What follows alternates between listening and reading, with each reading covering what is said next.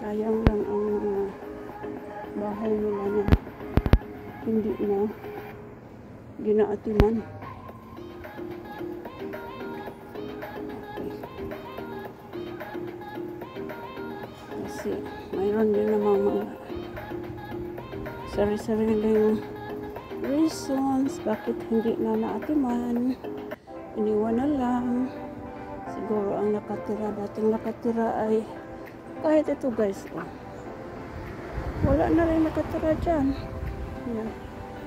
Marami yata itong ano na, yan yung kahit yung males nila dyan hindi na nagtambak na doon. Nakialam pa. Oh, sa ground nila guys, oh, hindi man lang binunot ang mga weeds dito. Kahit ito, oh, parang wala na rin atiman. Ilan na ba itong bahay na parang mukhang wala nang nag-atiman? Ito naman, nag-atiman din siguro ito. Kasi nandyan man nakaupo sa kanilang hagdanan.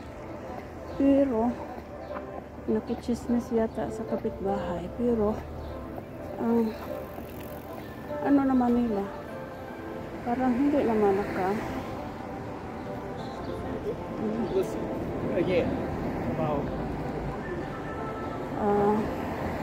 hindi naman naatiman ang kanilang bakuran.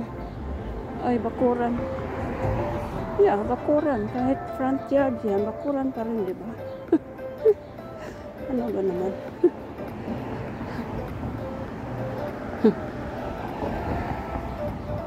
So, sa kabila naman, dun sa kabilang ito, mukhang inaatiman naman ang kanilang side dyan.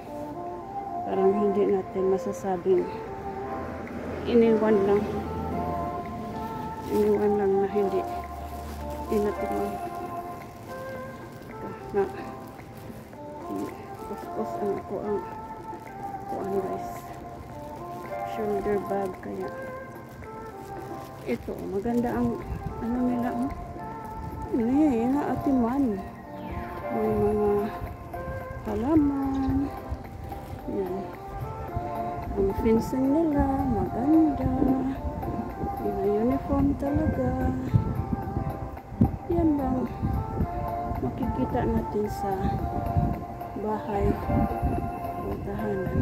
Ang ano lang, makikita natin ang bahay na walang laman ba, walang nakatira dahil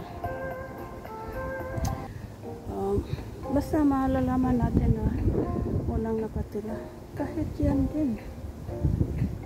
Pero mayroon namang card, iwan ko. Nothing grows where doggy goes.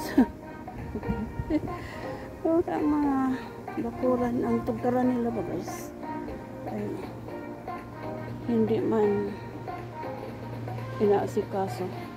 Yan nga, parang walang atiman. Maganda lang dito sa kabila kasi talagang ginaano nila. Yan bang makikita natin mayroong ito, maganda ito kasi na mow. Yung mow ba? Kung bagagi hagbasan ra sa ato.